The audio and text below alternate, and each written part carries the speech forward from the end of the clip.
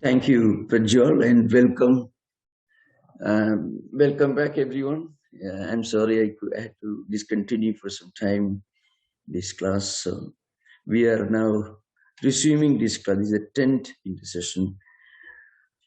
So to give an idea what we were discussing in the last session, uh, we were giving an example of how some of the Vedantic scriptures describe our journey in spiritual life.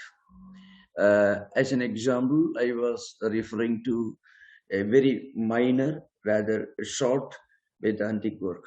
It is an introduction or a primer to Advaita Vedanta, or let us say in general to spiritual life as a whole. That comes in the Viveka Chudamani. And the verse that I quoted was this: Ko nama kathamesha gataka patham pradishtha asya katham vimokshaka koso anatma paramakta atma tayor viveka kathamedat uchyedam. These 7 questions are asked by a student to a teacher. These questions are like this. See, what is the meaning of bondage, or what is bondage? I mentioned earlier, bondage is an idea that comes to us when we feel that there is much more to life than just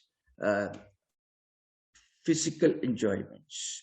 When we reach a point in our life, this could happen as a result of contemplation, deep thinking, and also the natural inclination for all intelligent human beings to look for something higher, something nobler, something transcendental. So such persons will feel, well, this life, in the sense, this material life, a life which is directed towards the fulfillment of material desires, it is inherently imperfect, incomplete. There should be a higher principle, there should be a higher goal in human life than just the enjoyment of sensory pleasures and enjoyments. Such persons would feel is a bondage. So what is this bondage? Then how this came about, and then how is it sustained, and what is the way out? What is liberation? What is spiritual enlightenment? And then what is the absolute reality, Atma, and what is the opposite of it? And how do we distinguish these two?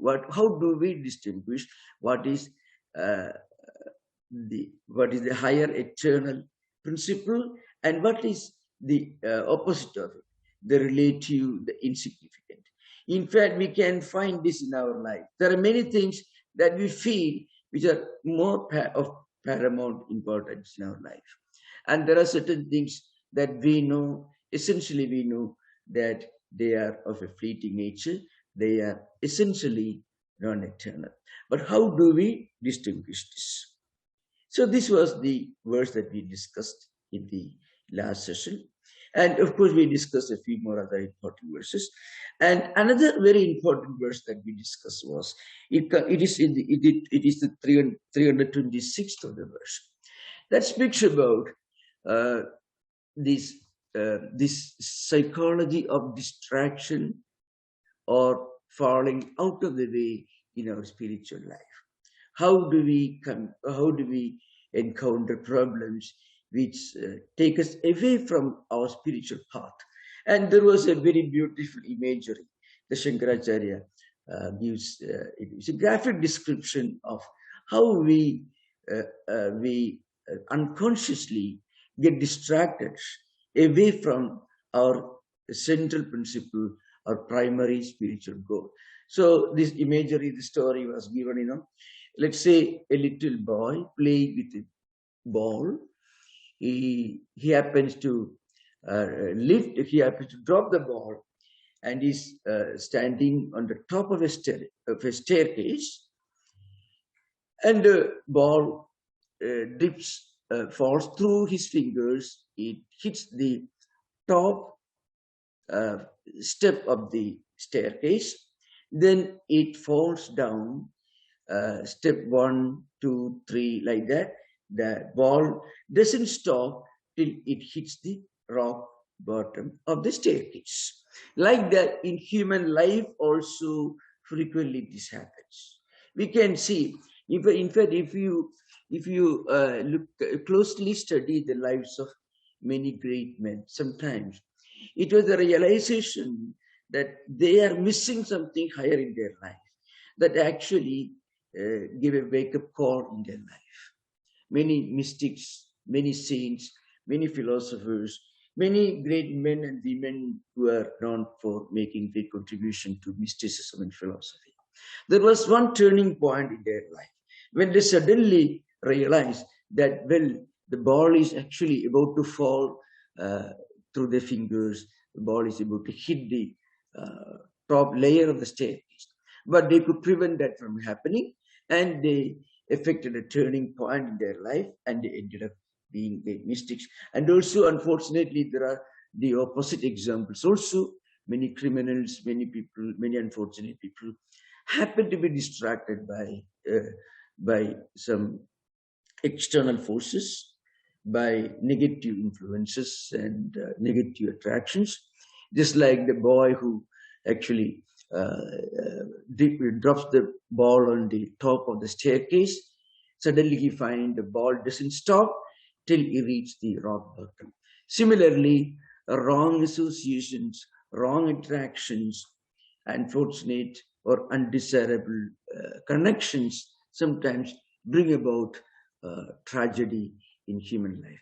That example was given in a very powerful language. It's a graphic description of the psychology of human error. Lakshichyudam chet yadi chittameshat bahirmukham sannivadet tatastataha pramadada pratyudaka elikantukaha sopana panktu patido yathatha. Says one word is used, sopana pankti, means a flight of steps. Does it mean? Now, what are these flight of steps? Suddenly we may get distracted towards a wrong ideal, a wrong association, and that could be the beginning of tragedy in human life. Now, in this context, I'm going to introduce another very important text from Vedanta canonical literature.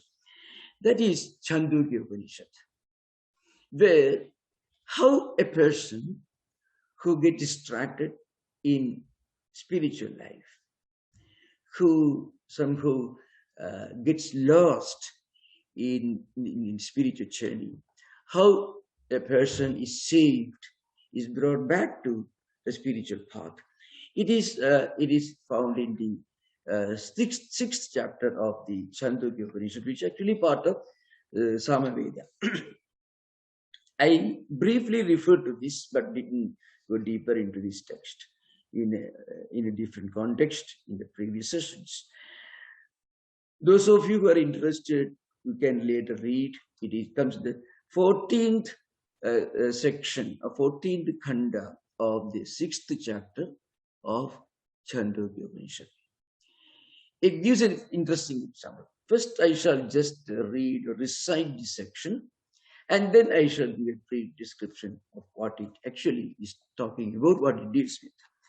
Yatha soumya purusham gandharebhyo abhinadhakshamaniya tam tato adhijane visirjit sa yatha tatra prangva adangva dhirangva pratyangva pratmatida abhinadhaksha anitaha abhinadhaksho visishtaka tasya yatha abhinahanam pramuchya Prabhruyat edam disham gandharaha edam disham praja idi sa gramad gramam prichan pandido methavi gandharaneva upasampradyeda evameva ika acharivan purusho veda tasya tavadevam chiram yavat navi mokshe atha sampatsi iti saya esha anima idadatnimitam sarvam tasatyam sa atma tattvamasi shetakido iti bhuya eva ma bhagavan vijñapayadu iti atha Swami iti hovacha. Chaturdasha khanda. It is 14th khanda, means 14th section of the 6th chapter of Chandogya Upanishad. It again tells the story of a man who was traveling from one place to another place. He had come to his Gurukula, means the teacher's hermitage. And after studying for 12 years, he's going back to his spiritual home. Now, on the way, what happens? He is ambushed. He's walking through this forest road, and on the way, he was ambushed. All his possessions taken away from him by robbers, and then he was dragged to the thick forest, and there he was tied to a tree, and he was blindfolded. This is the story. And then, after some time, the robbers left. This man starts crying and weeping. That weeping, crying, all those ideas are not given in the text. It is a Shankaracharya. I mean, the simple story, but Shankaracharya imposes a mystical spiritual significance, giving some spiritual symbology and the story.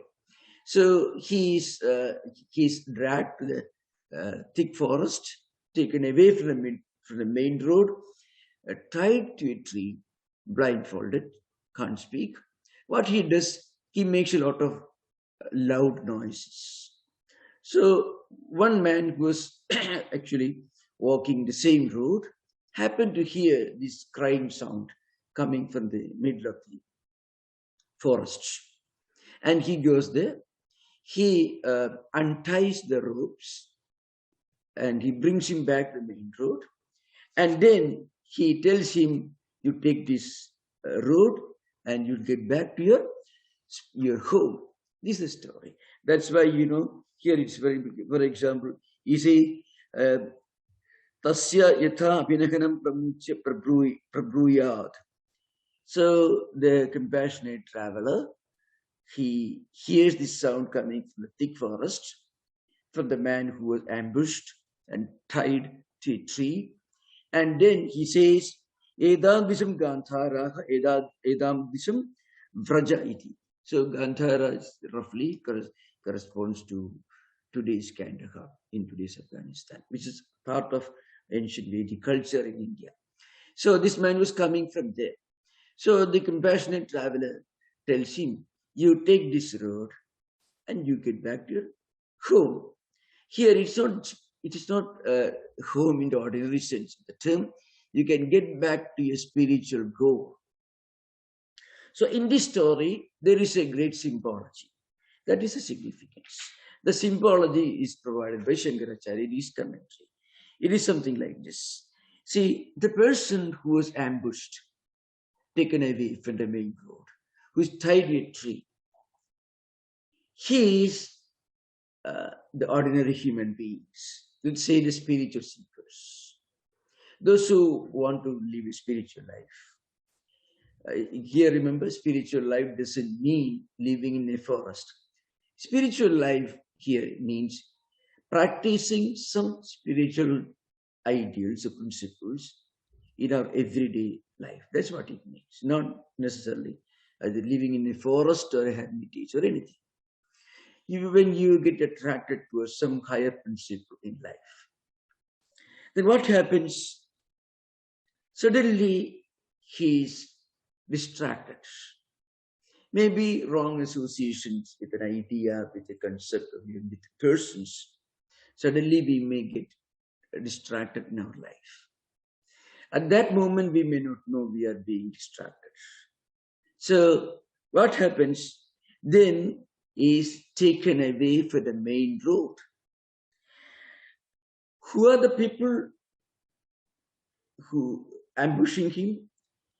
According to the Advaitic commentators, Punya Papa or Karma Phala. It's Karma Phala. Karma Phala it is a Sanskrit word, but it means the results of our own previous actions. Whatever we have done in the past, those actions will create a residual impact on the mental system, and that will drag our mind in different directions. So the burden of our own past, our habits, our own experiences will always create our emotions and feelings, will dominate or influence our feelings and emotions.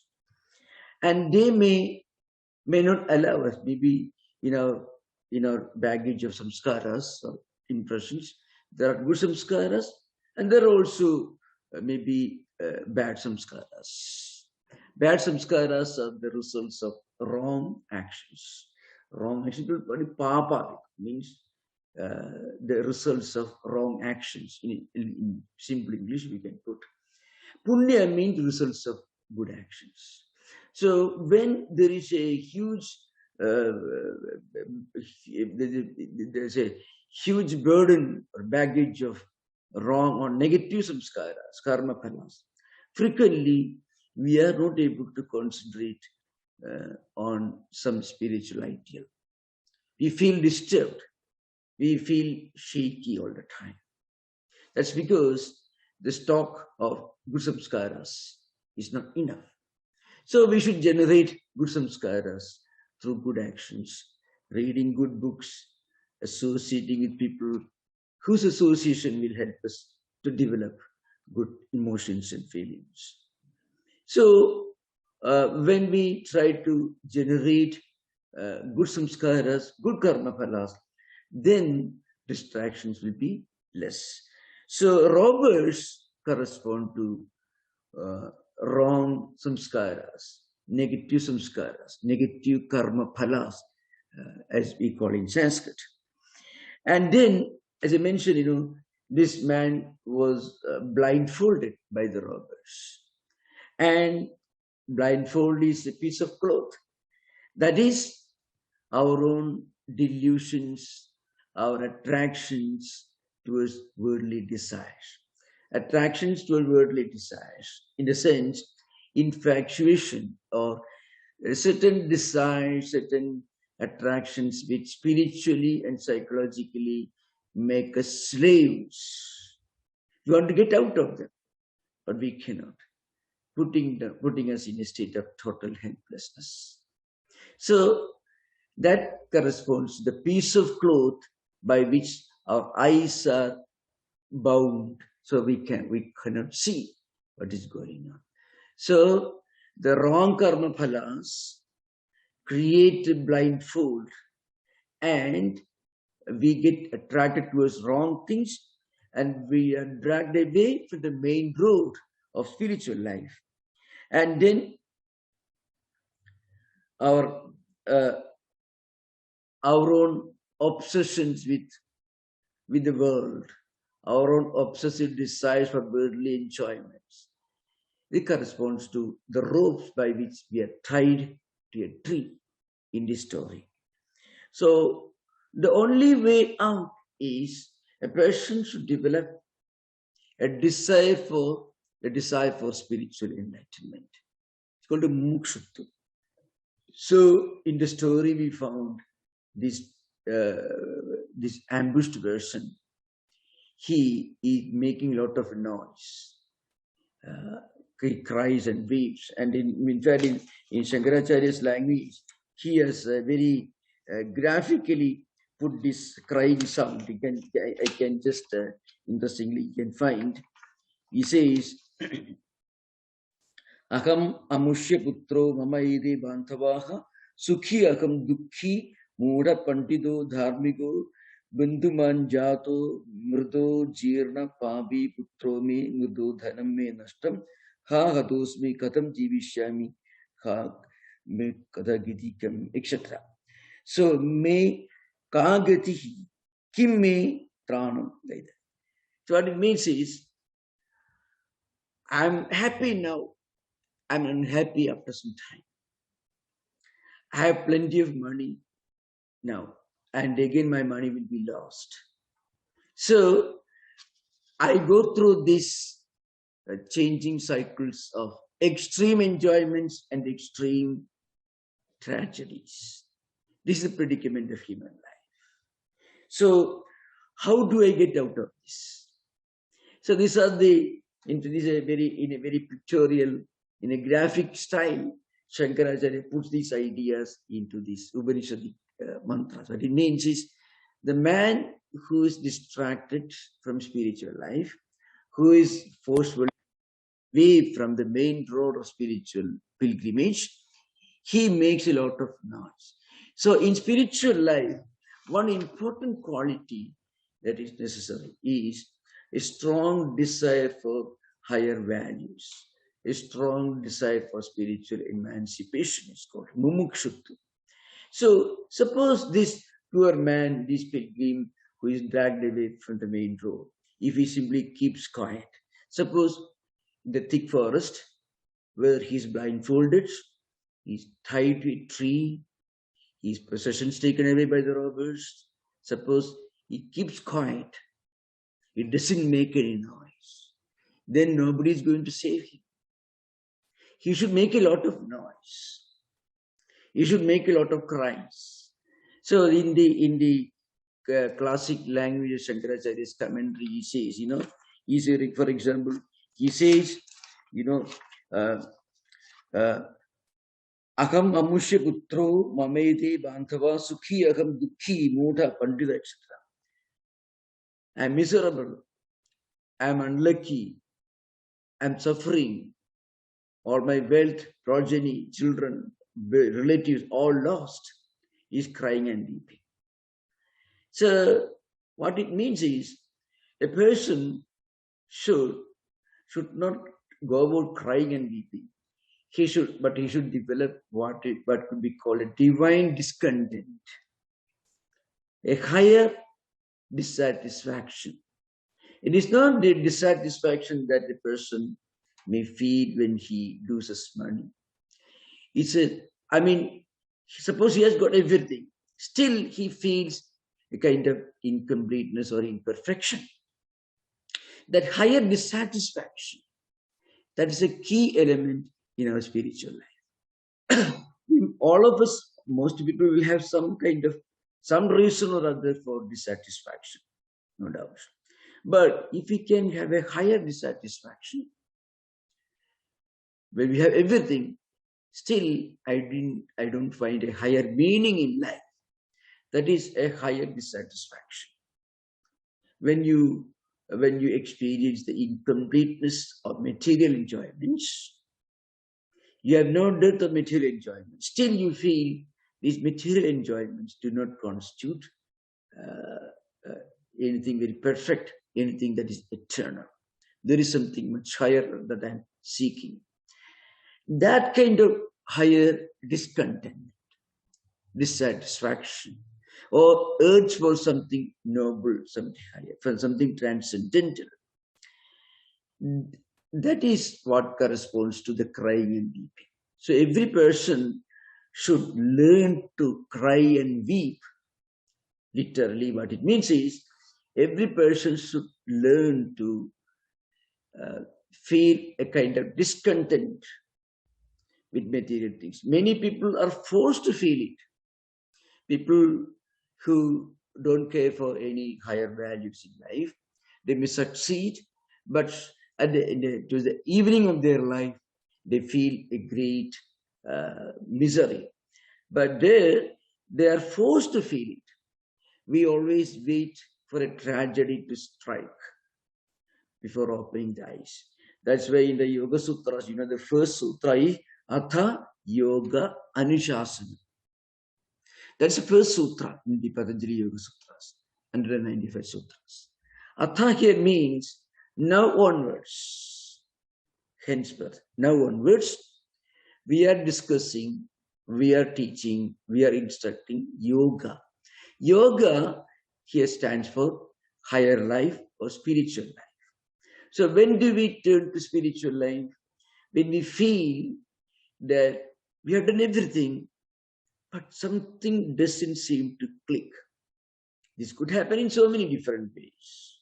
One may work very hard during the time of academic training or education, get a high grade, good job, plunging deeply into whatever we do, better and higher jobs.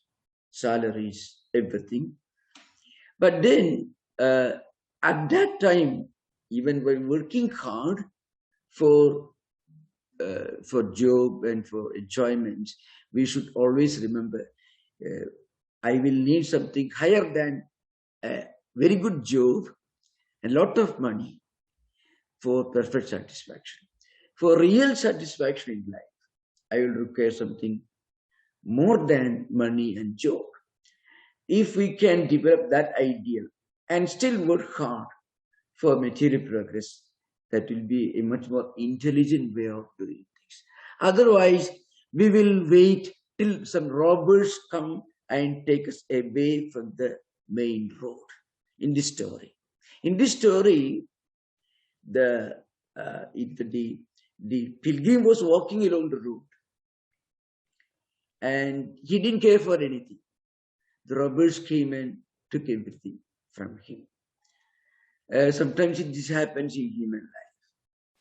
We work hard, we succeed a lot, we make a lot of progress, but finally, at some point, we are forced to feel, we are compelled to feel this dissatisfaction. Instead of that, we should develop a higher principle, higher value, even the ordinary course of our working for material enjoyments. In this particular commentary, Shankaracharya says, Aranyam praveshato dukharto vikrosan bindujanebhya mumukshustishthadi sakkan kadanchideva karunigena kenajit mokshidaka sudeshan gandharaneva bodno nirbutta sukhi abhut. What the story means. This man is crying and weeping. When he cries and when he weeps, then this traveler who was walking along the road comes and rescues him. Here, one important point is the traveler corresponds to a teacher, a spiritual teacher. So the compassionate traveler who heard this noise coming from the thick forest, who stops and pauses for some time, then goes in the direction of from where the place from where this crying sound is coming. He approaches the poor ambushed man. He removes the blindfold. He removes unties the ropes, brings him back to the main road. So, and this is the compassionate traveler, because he is familiar with the road. He knows there are places where robbers are likely to appear and take him away from the main road. So scriptures tell us we should be careful in our everyday life. So the Paramakarunigena Acharyana. Acharya here means a teacher or scripture. A great book can give you proper warning. This is a main road. There are robbers in spiritual life. Who are the robbers in spiritual life? Distractions, delusions. In modern times, computers, internet, many of these things can constitute robbers, take us away from our main road of spiritual life. One click on the computer can lead us to the thick forest of dangers and tragedies. So, in modern times, the compassionate traveler, who is a teacher, who is rescuing this poor man from the thick forest, can be a good book, a great scripture, or a great teacher. Because the scripture knows what is the right direction. Scripture in our present context means Upanishad scriptures. Because Upanishads tell us all about spiritual life. Upanishads do not talk about individuals. Upanishads do not tell you this only path. Other paths are wrong. Upanishads don't say that. Vedanta scriptures never tell us that this is the only book, the right book. All other books are wrong. Never tells us. Vedanta books tell us, see, look, you think, look around, and then you find what's the real source of permanent, eternal contentment and joy. That is spiritual emancipation. So you can find a very, very interesting story. There are a few important, as you read the commentary, Shankaracharya's commentary, he goes on explaining. Now, suppose the compassionate traveler rescues this person from the thick forest and brings him to the main road. And then also the pilgrim who is planning to go to his native place, he should be able to understand clearly the instructions coming from the teacher. The teacher tells him in which direction to go. That is, Vedantisham Gandhara says, you take this road, then you will get back to your hometown, your spiritual hometown, spiritual destination. So the person, the pilgrim, should have intelligence, proper sense of discerning wisdom to correctly understand the meaning of instructions. And then he should be sincere and steadfast in following the instructions. In the commentary, Shankaracharya says, on the way back, he may suddenly find a garden, a forest, mango grove, and we may feel distracted. We may be attracted to some flowers, fruits, and again we may get lost from the main road. Again, we may be caught by the thieves, by the robbers. It should not happen. So when the scriptures or teachers tell us, we should clearly understand, and then we must use our own discerning wisdom to correctly follow the directions of the teacher and get back to a spiritual home. So this is a symbology of this great book, of this great work. And then another important point is, how do we show, how do we display our spiritual dissatisfaction? Coming back to the story, the pilgrim, the poor man was ambushed. He was dragged to the thick forest and he was tied to a tree, and there he should make a lot of noise. So in Vedantic tradition means you must first of all feel a kind of strong dissatisfaction with the existing conditions.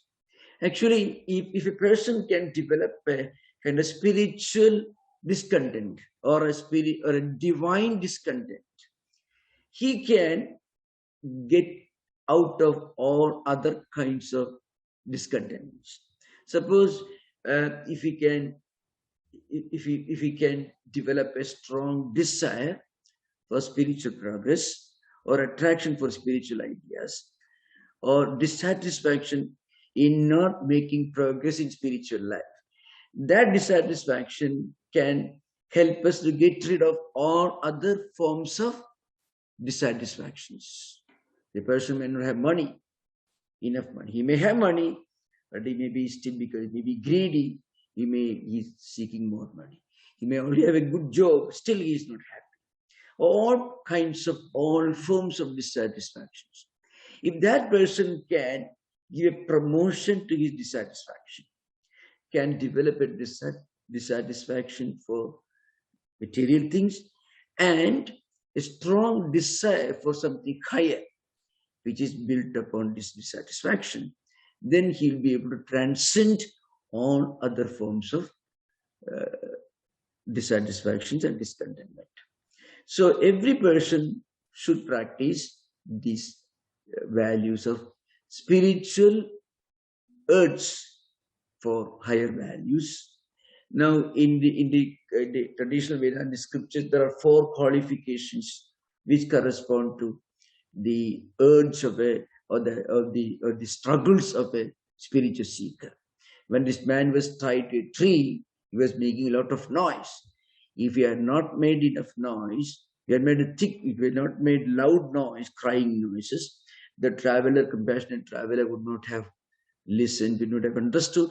Here is a poor man tied to a tree, ambushed and put in the thick forest.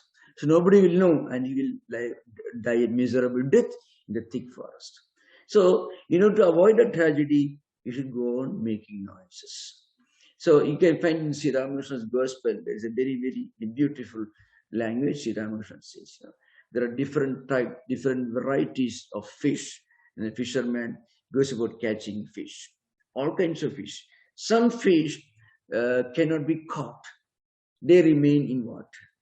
Some fish get caught, but they remain in the net for a second and they jump out and they escape.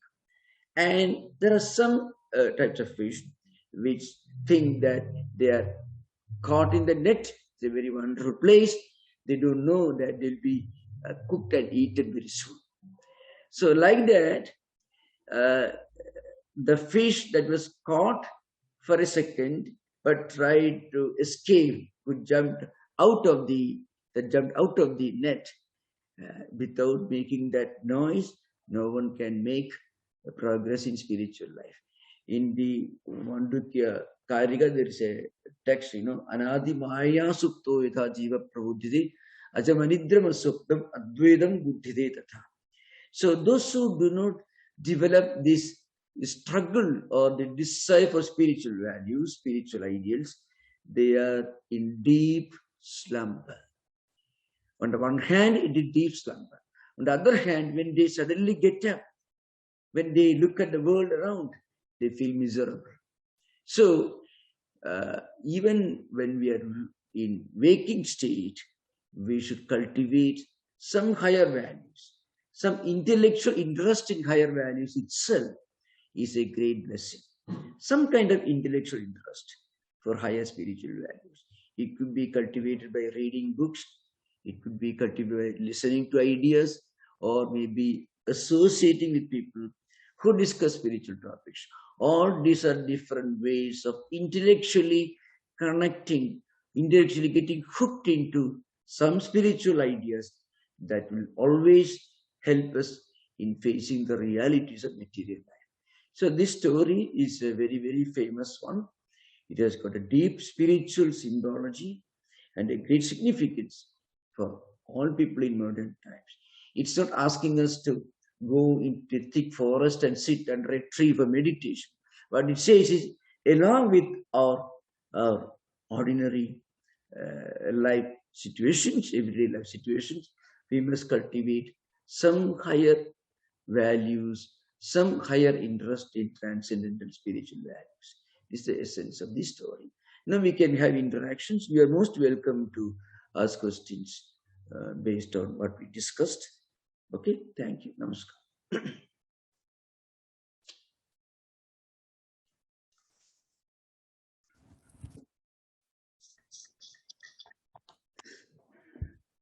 Swami? Yeah. I have a question. How does one reconcile the, I guess you would call it the divine discontent with the need to be also patient as a tree? How can one practice that extreme patience combined with, the kind of, crying out and yelling and longing? Yeah. Thank you for this question. In fact, it will give me a chance to explain a very important principle. Now, when you develop a divine discontent, you find your discontent for other things are transcendent. That's something very interesting. You find in the lives of great mystics, some of them going through very, very difficult times. Some of them, sometimes, they were subjected to even physical torture in the lives of many mystics, or other forms of difficulties. They were not bothered, they were not deterred by any other kinds of problems, because they were going through them, but because they have this overwhelming transcendental discontent, they could actually get rid of. They never felt the weight of other problems. This is a very important thing to remember. In life, everyone will have problems. The richest man also will have a problem. But if we can promote a problem, give a higher promotion to a problem, that will help us to face with lesser difficulties. This is the moment you try to, well, the spiritual life is a complicated thing. I would rather not bother. I would rather concentrate on something else. Actually, we be heading for more trouble. It's a fact. So, if you feel a kind of spiritual discontent, dissatisfaction, you feel that spiritual dissatisfaction will smoothen, will help us to deal with other problems. We don't even feel the existence of other problems. This is what really happens in life. See, look at a man like Buddha. I give the example of Buddha because the story is so well known. That's true for all great spiritual teachers. Buddha was very much sad, worried. You can find in Buddha Charita and in the Ashogosha's life, there are verses which describe Buddha's misery. Buddha, he was a prince living in a palace, and he saw these visions of a poor man, or a sick man, and a dead man being taken to the cremation ground, and also an old man. So the miseries of old age, death, and sickness. And it made him worried so much, whole night. And then he leaves his home, and he walks, and he reaches Bodh Gaya and sits under a tree. This is story goes. Now, you feel he was not very happy when he was walking all the way from Lumbini to Bodh Gaya, 1,200 miles nearly. He was not enjoying, but he was worried about the problems not of his life, he was worried about the problems of humanity. So when you are not worrying about your own personal material things, when you are worrying about something higher, that worry doesn't make you feel miserable. That worry doesn't make you feel wretched. It's a qualitative difference between that kind of worry. It's a man who is greedy, very rich but very greedy, is miserable. His dissatisfaction makes him wretched and miserable. He doesn't enjoy life. But if you read the lives of many of the Christian mystics, I give the example because they had a hard time before they died. Many of them were recognized when they were alive, like St. John and all, St. Joseph and many others. But many of them were recognized only post-mortem, after their death. So when they were actually living in this world, it was a hard life. But they were not feeling wretched. Again, example is St. Teresa of Avila's example. She had always gone through a difficult time, but there was a joy, the inner blissful feeling that she was communicating with Christ, God, that idea comes. So you find that kind of dissatisfaction is qualitatively different from the dissatisfaction of a very greedy man who is not satisfied with what wealth he has already accumulated, looking for more. There is a feeling of being wretched, being miserable, being let down when a person is suffering worldly discontent. That's different from spiritual discontent. It's an important thing to remember. That's why many people look for look for higher values, not because they have reached nirvana or anything, but even the struggle for some higher meaning in life. Even an attempt to find out the meaning of life as a whole, they may not have reached that goal, but in the struggle, maybe sometimes unsuccessful struggle, even an unsuccessful attempt is satisfactory in a higher sense. It doesn't make you feel wretched. This is an important thing. Am I right? Don't you Don't you think so? Yes, Swami, that's a very unique. I haven't heard that perspective. It's very enlightening. Thank you very much. Yeah. Yeah, and there is another psychological. I often take the whole thing from the standpoint of spiritual psychology. Something interesting about it. See, if you look at the lives of these great saints, what they underwent, what struggles they had to go through, where did they get the strength to withstand those difficulties, struggles, and then persecutions, excommunications, in some cases, even the superior abbots of their own monasteries were not very good and very kind-hearted towards the novices.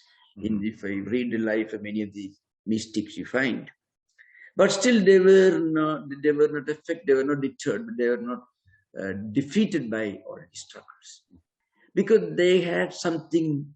They were generating a spiritual energy, which gave them the health, the strength to withstand these problems. A wretched man did not have mental strength. Feeling wretched, it makes you mentally and physically weak. Physical weakness is something, it happens to everyone. Even Buddha or any great world teacher, spiritual saint, they had to follow the rules of 5 elements of the body. But their mind was not affected. That's the main difference. So spiritual struggles do not make you feel wretched or miserable. That's important. Thank you. Yeah, thank you very much, Swami. Very, very enlightening. Yeah, thank you.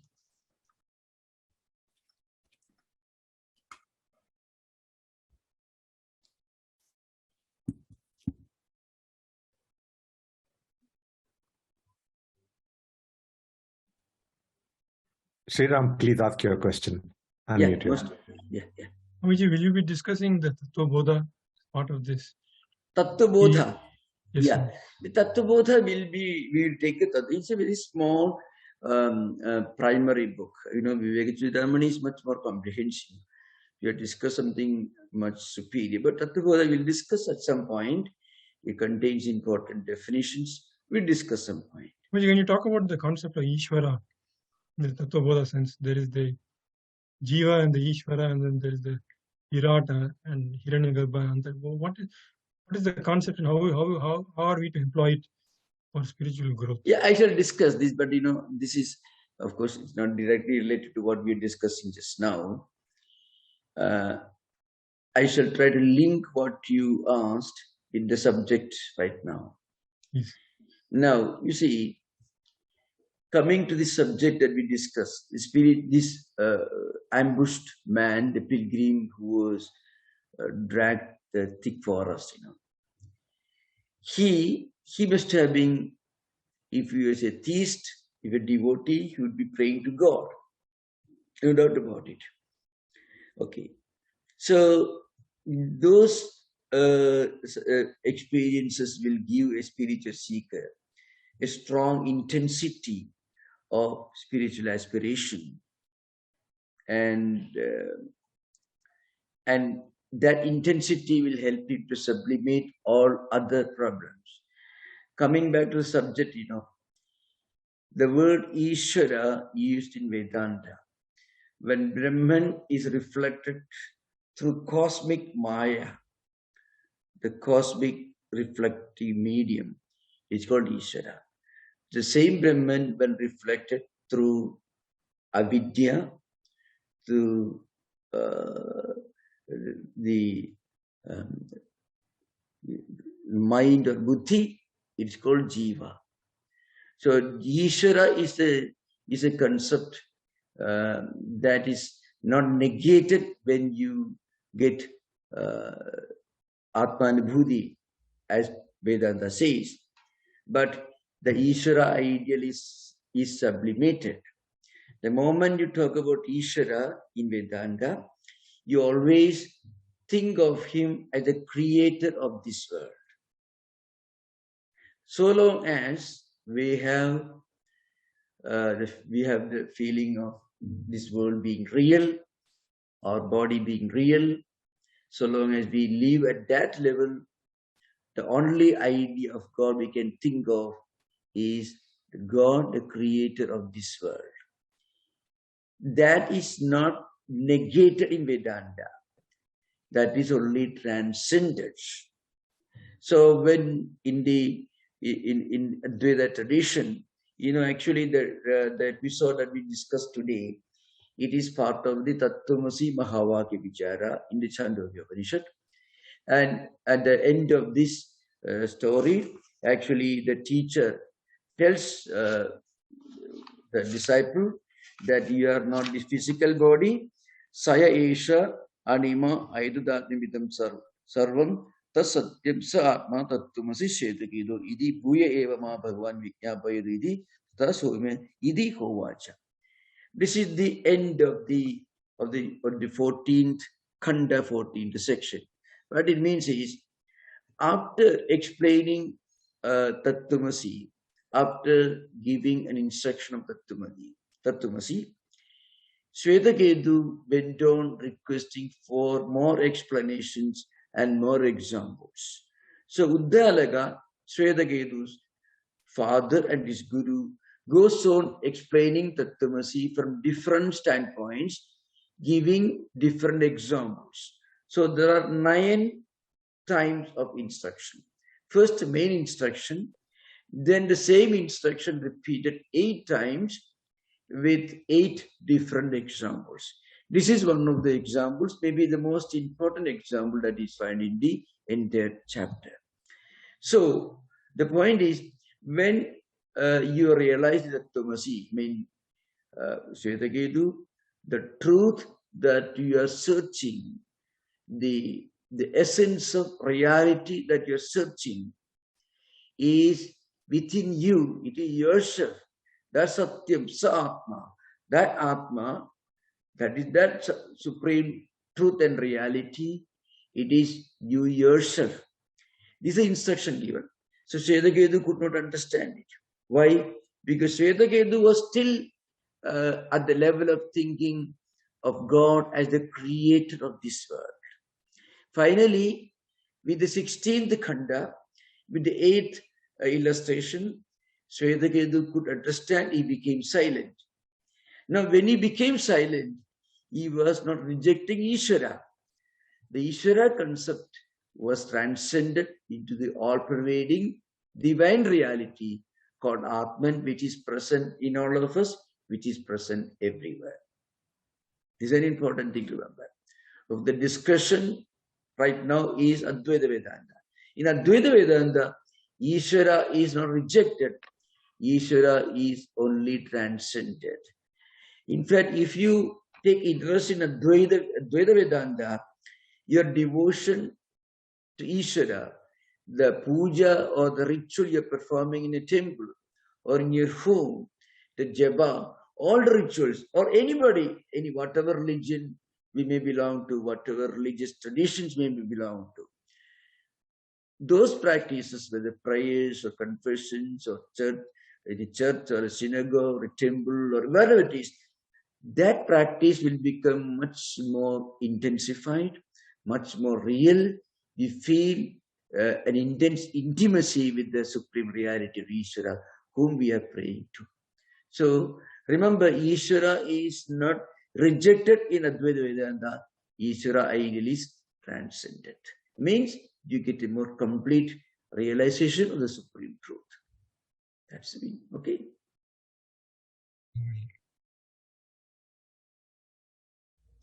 I mentioned this earlier. Shankaracharya wrote the most exquisite devotional poems in India. And he was not Advaitin. He was telling God is not in the temple alone, he is everywhere. Shankaracharya was teaching all the time that God is not in the temple alone. God is an all-pervading divine reality. God is within you, Atma.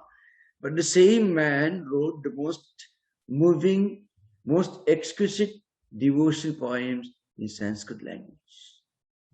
So Advaita only makes you a better and higher devotee.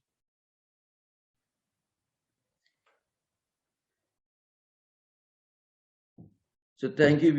We have an important announcement today. We have one important celebration next week. Next week, we have Labor Day retreat. Every year we have this Labor Day retreat. That is 3rd, 4th, and 5th September. That is Saturday, Sunday, and Monday. Generally, every year we have this retreat, Labor Day retreats. And this year, for the first time since the onset of COVID, we are going to hold an in-person retreat during the Labor Day weekend. That is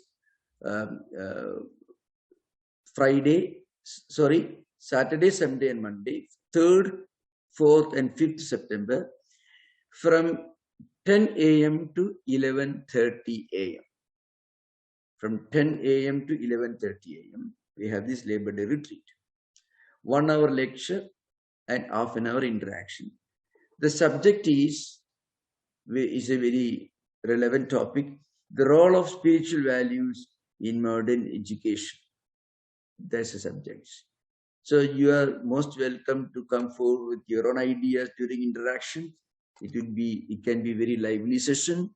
You can attend. Please remember, the location is New Temple, Vivekananda Hall, 2323 Vallabha Street, San Francisco. 2323 Vallabha Street, San Francisco, New Temple, Vedanta Society, Northern California, San Francisco. The subject is the role of spiritual values in modern education. Saturday, Sunday, and Monday. Please remember, there will be a lecture from 10 to 11 a.m. It will be followed by half an hour interaction. And it's an in-person event, but still those who cannot attend can watch the event YouTube and live stream. YouTube and live stream links will be given in our website smvedanta.org. So naturally, there will be no Indian philosophy class next Sunday. That is 4th of September, because we will have morning session from 10 to 11:30. So we won't have this Indian philosophy class next Sunday. But we'll continue on the following Sunday. Next class will be on September 11th, Sunday, 6 p.m. Please remember. So those who are nearby, at least within 60 miles of radius, you are most welcome to 2323 Vallabha Street, San Francisco. The program begins at 10 a.m. in the morning up to 11:30. Okay, thank you. Namaskar. Om Shanti Shanti Shanti Harihi Om Tat Sat. Sri Ramakrishna Arpanamastu. Pranam Maharaj. Namaskar, namaskar, namaskar.